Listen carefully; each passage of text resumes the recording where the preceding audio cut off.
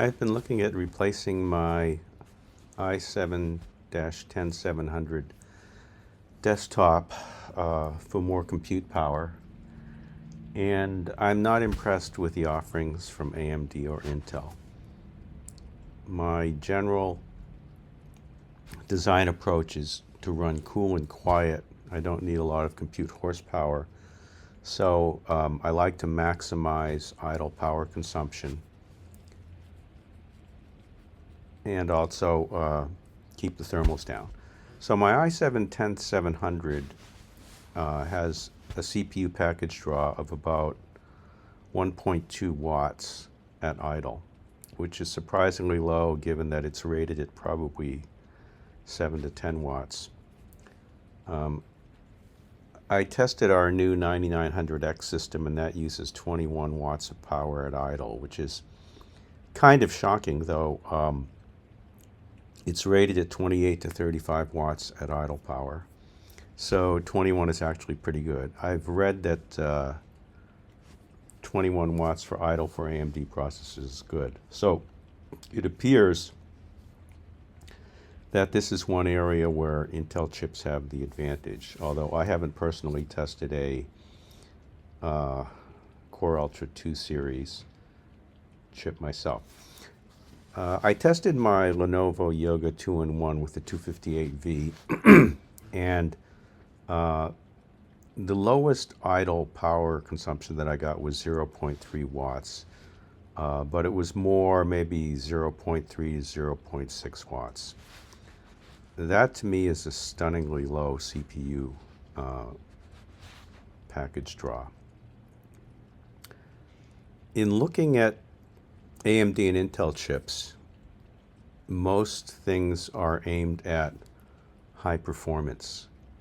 And it appears that with high performance, you also can't get really good idle efficiency at the same time.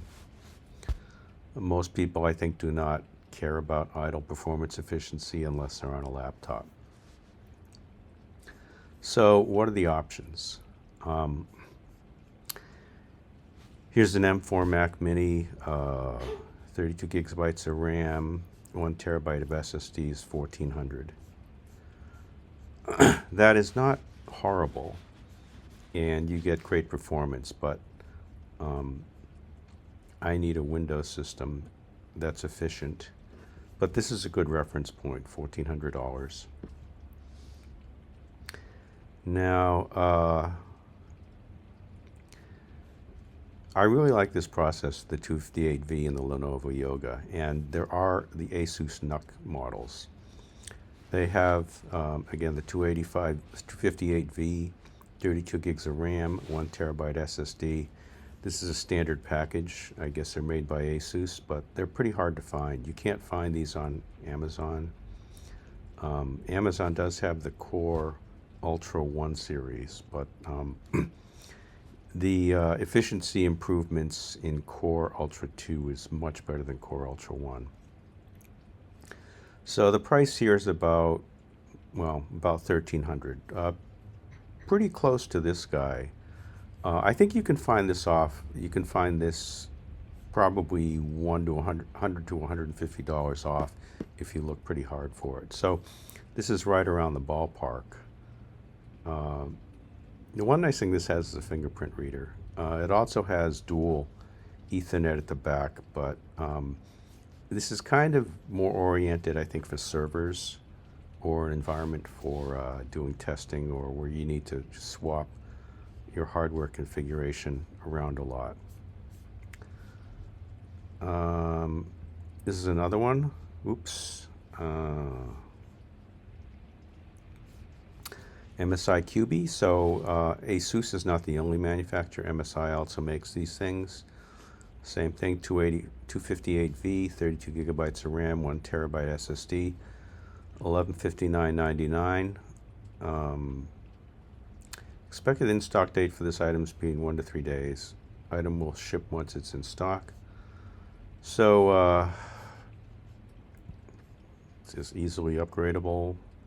I don't actually know that you can upgrade much. The RAM is on the SoC, so You can't update the RAM. You may be able to update the SSD. I think it has the PCIe slots for the Wi-Fi, so maybe you can upgrade that. But these are not that upgradable. But 1155 to 1224, it's a pretty tight range. Just call it like 1200. Here's another one.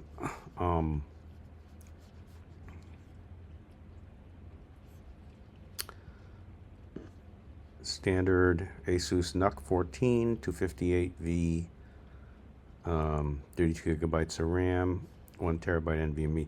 By the way, the RAM on this thing is like 8550 speed, so they did do a nice job in boosting that, and that, I suppose that helps with performance.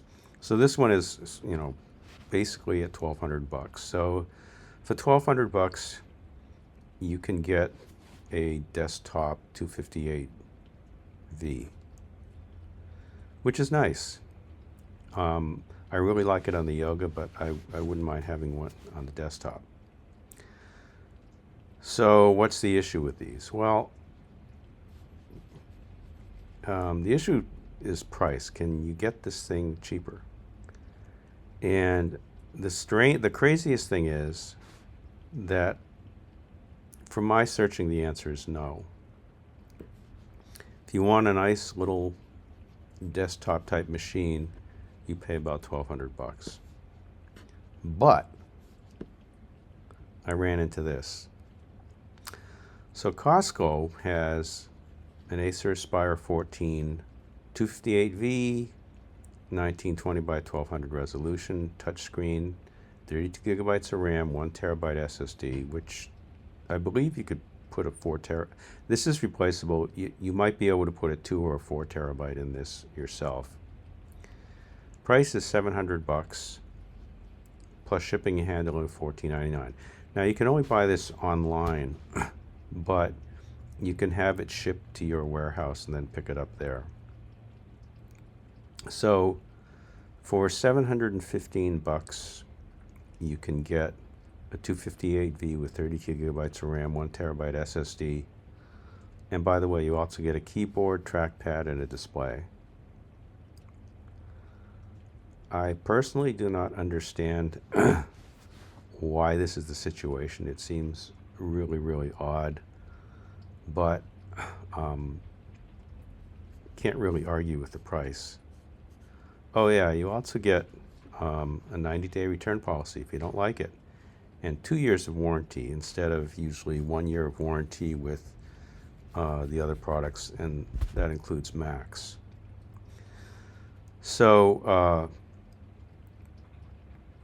an equivalent MacBook Air with these specs would be $1,800, which is understandable. That's basically the cost of the trackpad, the keyboard, and the monitor above the Mac Mini price.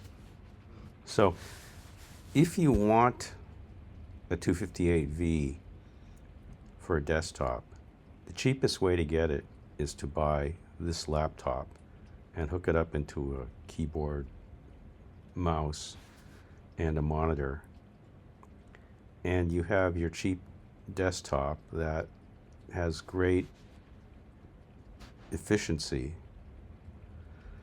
And if you want to, you can just take it with you when you want.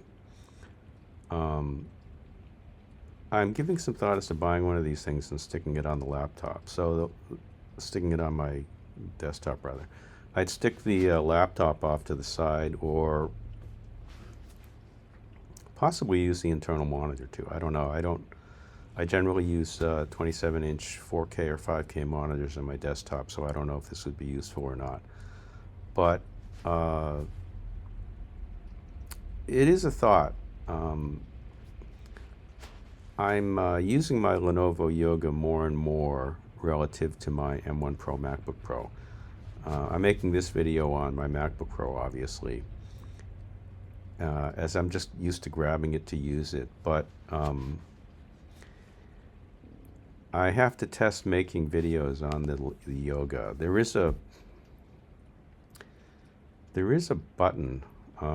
Yeah, the print screen button will bring up a widget to record videos, and I do plan to give that a try one of these days, but right now I'm just more used to making videos on Mac OS.